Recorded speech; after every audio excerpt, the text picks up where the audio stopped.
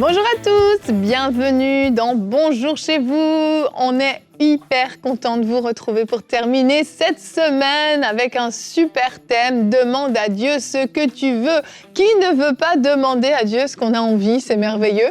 Eh bien, on va voir comment ça se passe avec le Seigneur, avec la famille Kabouya, pas au complet, le couple. Uniquement. Il manque 3 enfants ici sur ce plateau. Vous aimeriez bien venir? Ah, ce serait cool, hein? Mais oui, C'est 4. mais oui, une fois, ça On serait ferait un bien. bonjour chez vous familial. Ah, T'amèneras lui et Sophia. Ce serait risqué, là. Même vos enfants, ça peut être risqué quand même. Faut les briefer avant. Faut les briefer avant. Voici ce qu'on dit, voici ce qu'on dit pas. C'est clair, vous allez bien? Super bien. Super bien. Nous, on est là, on est super et Omer est tout posé, tout calme. Et la voix de la sagesse et du Je suis en train de calme. demander ce que je veux. Oh. J'espère que c'est pas quitter ce plateau au plus vite. Oh. Soyez rassurés. Je plaisante. C'est ça, on termine la semaine avec un bon thème et avec un beau « C'est mon histoire ». Alors aujourd'hui, le « C'est mon histoire », c'est une histoire vraiment, j'ai envie de dire, qui est originale quand même. Je ne pense pas qu'on ait déjà abordé ce thème de cette façon-là. C'est l'histoire en fait de Doris, qui nous raconte comment elle a demandé à Dieu un mari, non pas sur mesure, on ne parle pas de critères vraiment très précis, mais il y avait des choses spécifiques qu'elle voulait, un mari qui soit consacré, qui soit attaché à Dieu et qui le serve. Et vous allez voir comment Dieu l'a exaucé. Moi, j'en dis pas plus, mais c'est une très très belle histoire. Et on va pouvoir commencer cette belle émission avec notre pensée du jour.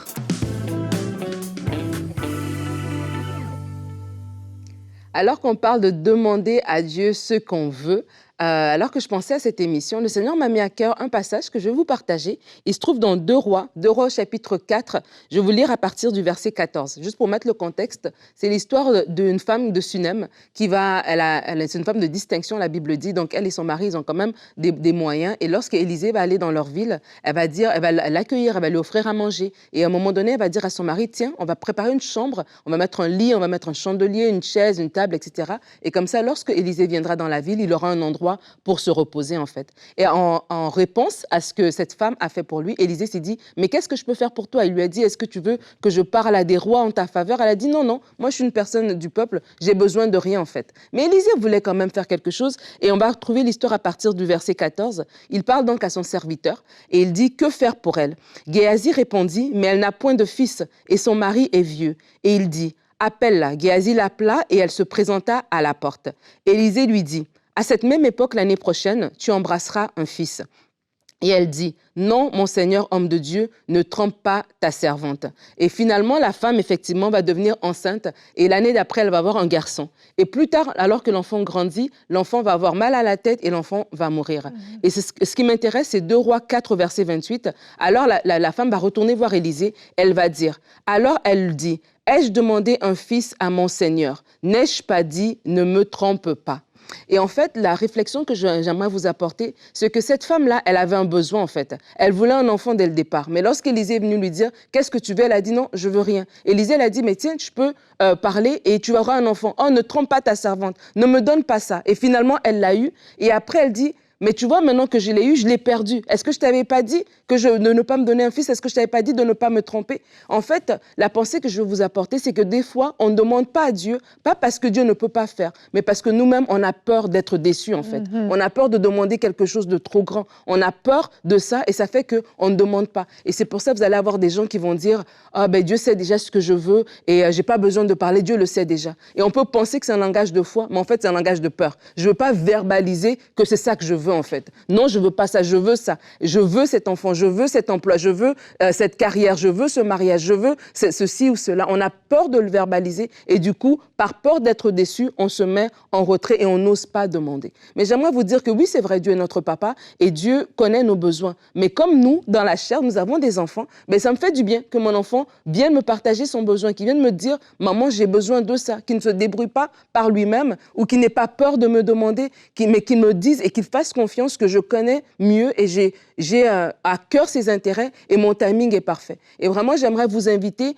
à mettre le doigt en fait sur certaines choses que vous avez besoin, mais que vous avez du mal à exprimer. Pourquoi? Parce que vous avez peur de la déception. Soit de la déception que Dieu ne va pas vous le donner, ou encore de la déception qu'après ça va vous être enlevé. Et vraiment, c'est important de se positionner et de faire ce travail à l'intérieur de nous parce que Dieu veut vraiment répondre à nos besoins. Et demander, c'est oser demander. Ose demander ce travail qui va te permettre, voilà, d'avoir tes week-ends en famille. Ose demander cet horaire de travail qui va te permettre de servir à l'église. Ose demander et tu seras étonné de ce que Dieu va faire parce que Dieu répond aux prières de ses enfants. Amen. Amen, oui, Dieu est fidèle et vraiment, oui, on limite Dieu. Effectivement, Nadine, merci pour ta belle pensée. On limite Dieu parce qu'on n'ose pas demander, parce qu'on a peur, c'est ça, que ce soit trop grand, que ce soit trop ci, trop ça, et la peur d'être déçu.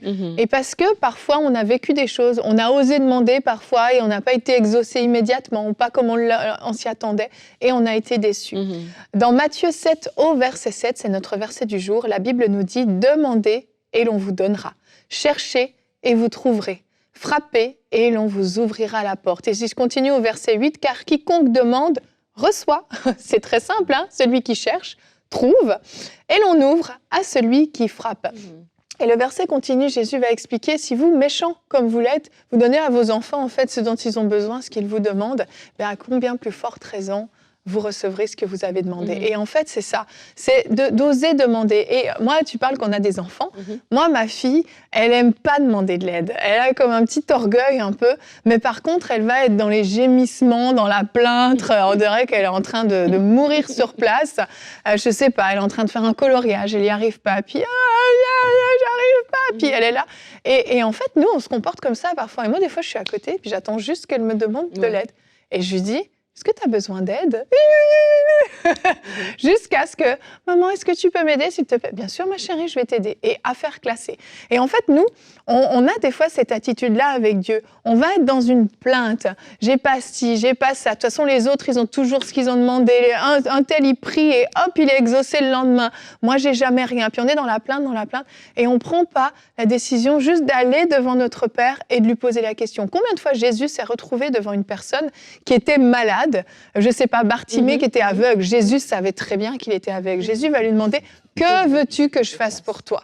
Et en fait, on a besoin d'aller juste vraiment devant notre Père Céleste, marcher un peu aussi sur notre orgueil des fois, et puis dire, Seigneur, j'ai besoin de ça. Est-ce que tu peux me donner ça, toi, mon Papa Céleste? Ouais, et parfois, parfois, on ne demande pas ce qu'on a besoin. Parfois, on va demander beaucoup de choses. Je prends l'exemple de Bartimée. Quand Jésus lui demande « Que veux-tu que je fasse ?» Rappelez-vous qu'il est là pour mendier. Il n'est pas là pour que ses yeux soient ouverts. Il est là en train de mendier parce qu'il a besoin de manger, il a des besoins comme tout le monde. Et quand Jésus lui pose la question « Que veux-tu que je fasse ?» Bartimée va à l'essentiel. Et parfois, il y a des choses qui sont nécessaires pour nous qu'on n'ose pas demander à Dieu. Si c'est facile, on va demander « Seigneur, donne-moi l'onction, donne-moi la grâce d'évangéliser. » Mais juste dire à Seigneur, donne-moi à manger. Donne-moi à manger, Seigneur Dieu. Seigneur, donne-moi de l'argent pour que mes enfants puissent aller aux études. Seigneur, paye mes factures. Parfois, on va dire, ah, mais peut-être c'est trop bas pour Dieu. Ou peut-être que tu sais quoi, ah ben Dieu, il est occupé avec les grands hommes de Dieu, il est occupé avec, etc. Et quand Jésus est venu à Bartimée, à la différence du malade à la piscine de Bethesda, qui lui, Jésus lui pose la question, que veux-tu que je fasse pour toi? Ah ben, veux-tu être guéri? Jésus a même été plus précis, veux-tu être guéri?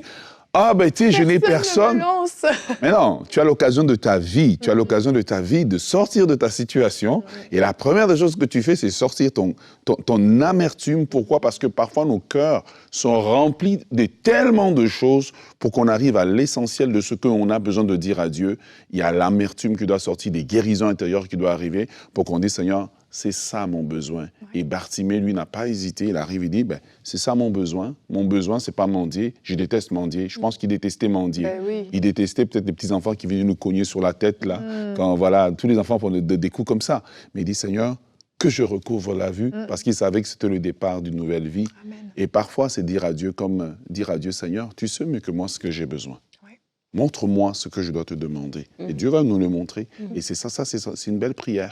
Comme ça, on ne demande pas à Dieu des choses farfelues. Effectivement. Et je pense aussi qu'il y a, tu vois, dans Bartimée, par exemple, si on reprend juste cet exemple-là, c'est qu'il mendiait. Donc, peu importe, les gens qui passaient auraient pu l'aider, mais il savait que c'était Jésus qui venait. Donc, le fait qu'il savait que Jésus était plus grand que juste quelqu'un qui allait pouvoir lui donner à manger, lui donner un billet, c'est à ce moment-là, une pièce, à ce moment-là, il a pu demander cette guérison-là. Et des fois aussi, en tant qu'enfant de Dieu, est-ce qu'on sait que Dieu est capable de faire plus que notre employeur, que notre médecin, que ceci? Et pourquoi est-ce qu'on demande à Dieu des choses? Je demande à Dieu des choses que je peux demander à Evelyne. Je demande à Dieu des choses que je peux demander aux gens autour de moi. Je me rappelle, on avait passé sur BCV il y a quelque temps les témoignages d'Evans. Evans disait que à un moment donné, alors qu'il avait perdu sa femme, il avait tout perdu, et il reprend cette relation avec Dieu, et il sent qu'il doit demander à Dieu quelque chose. Il a dit, je ne vais pas demander à Dieu quelque chose que je peux moi-même le faire. Un travail, je pourrais retrouver. Une maison, je pourrais l'acheter. Mais une chose que je ne peux pas ravoir par mes propres forces, c'est ma famille.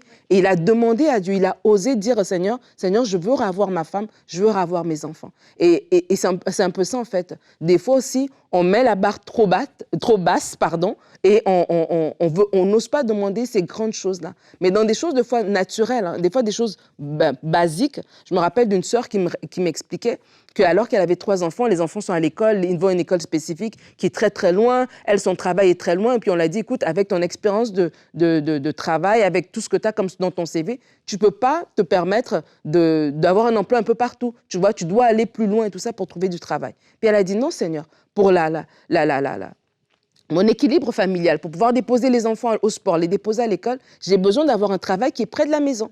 Et elle a osé. Mais ça faisait des années qu'elle ramait à faire des longs trajets. Et puis elle a dit, mais pourquoi est-ce que je suis en train de me faire souffrir comme ça? Seigneur, j'ai besoin d'avoir un travail qui est plus près de chez moi. Et bien, elle a trouvé du travail la semaine, quelques temps après, vraiment, il n'y a pas trop de temps après sa prière, et un travail qui a 10 minutes. Elle dit, écoute, je rentre à la maison le midi, et tout ça, ça a changé toute sa dynamique familiale à cause de ça, en fait. Et moi, je me rappelle, quand j'étais étudiante, j'ai dit, Seigneur, moi, je veux te servir, moi, je ne veux pas rater mon dimanche, ben, je veux un emploi qui me libère le dimanche. Oui. Alors que tu te dis, tous les étudiants, ben, les emplois étudiants, c'est le week-end, c'est le soir. Mais j'ai dit, non, moi, je ne veux pas travailler le dimanche. Ben, Dieu l'a fait, en fait. Et je crois que des fois, Dieu aussi répond à la mesure de nous-mêmes aussi, de nos demandes. Et n'ayons pas peur de demander, mais comme on doit faire aussi cet exercice, comme mon mère l'a dit, Seigneur, épure mes motivations, que je te demande ce qui est essentiel, que je ne cherche pas à te demander d'abord le par-dessus, alors que l'essentiel, je n'ai pas. Et si vous ne savez pas c'est quoi l'essentiel, vous pouvez commencer à demander, Seigneur, ta présence.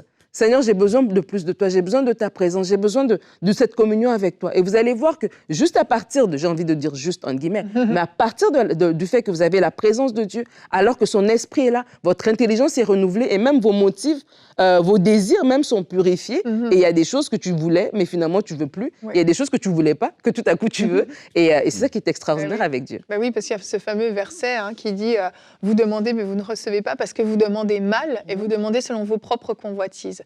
Et c'est sûr, c'est important. Quand on dit demande à Dieu ce que tu veux, vous comprenez bien ce que tu veux, mais au fond, c'est ce que lui veut et qui nous communique sa volonté. En fait, il y a une espèce de transfert de volonté parfois.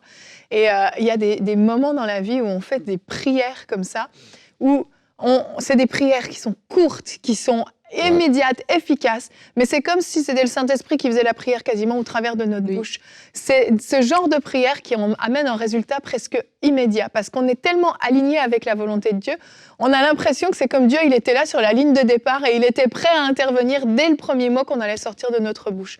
Et c'est certain que des prières qui sont en accord avec sa volonté, qui nous poussent, tu vois, ne pas travailler le dimanche pour pouvoir le servir, mais c'est certain que Dieu va exaucer ce genre de prière. On met notre foi en action, on s'attend à lui et on lui fait confiance. C'est ça. Donc, tu n'arrives pas à dire, Seigneur, donne-moi la voiture comme Georges. Oui. Non, Seigneur dit, je vais te donner ce que j'ai pour toi. Et c'est pour cela que l'exemple de Bartimée, c'est un très bon exemple. Parce que Bartimée est descendu vraiment à son besoin d'abord essentiel. Parce que, comme je dis, s'asseoir au bord du chemin, être en train de mendier, il y a toutes sortes de choses qui lui arrivent, les gens qui se moquent de lui, les gens qui ne lui donnent pas l'argent, etc. Le président Seigneur, punis toutes les personnes qui ne m'ont pas donné l'argent hier. Non, Bartimée dit, écoute, ils ont fait ce qu'ils ont fait. Moi, je veux d'abord recouvrir la vue, être en capacité de voir, parce que voir me permet de rentrer dans la société comme tout le monde, pour voir aux besoins, peut-être de ma famille, de mes propres besoins, etc. Et il faut qu'effectivement, Dieu épure nos motifs pour que ce qu'on demande, c'est vraiment ce qu'on a besoin Ouais. et non ce qui est populaire ou ce que les autres ont. Il y a Amen. ce verset dans le psaume qui dit « Fais de l'Éternel tes délices, il te donnera ce que ton cœur désire. Amen. Eh bien, c'est ce que Doris a fait. Et je vous laisse découvrir son histoire dans la rubrique C'est mon histoire.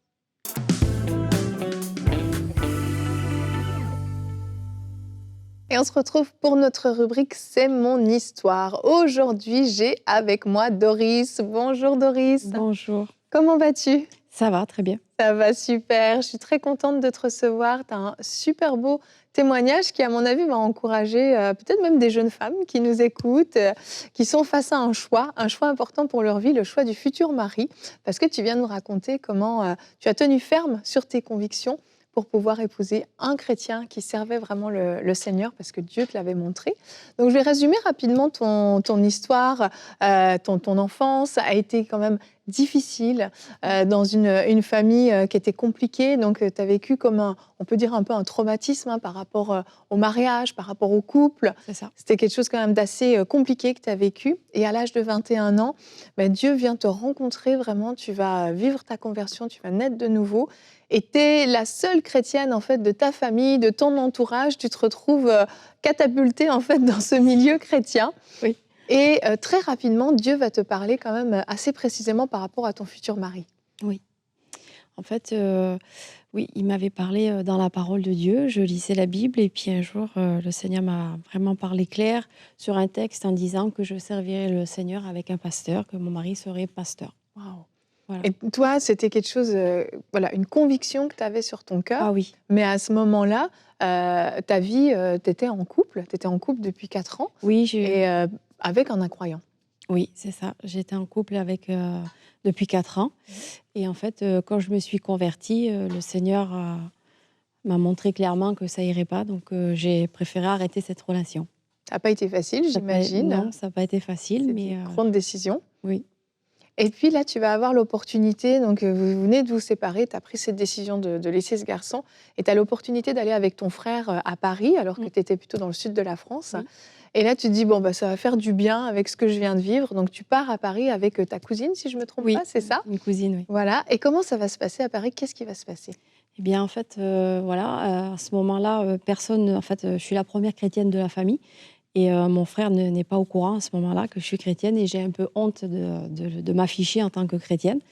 Et j'étais, en fait, j'étais sa complice à mon frère en fait, de fête. De fête, de Et sortie, de voilà, boîte de de nuit, tout sortie, ça. voilà. Et il me dit, ma sœur, tant mieux, t'es arrivée à Paris, on va aller boire un verre. Bon, je regarde ma cousine sur le côté, je dis ouais.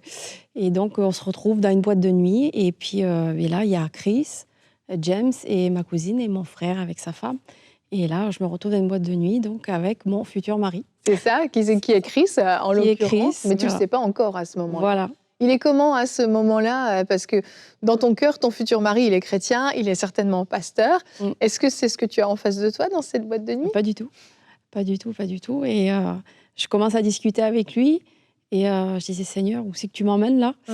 Parce que c'était pas un endroit vraiment approprié pour une chrétienne. Mais j'étais là. Et on a eu vraiment une discussion qui m'a plu.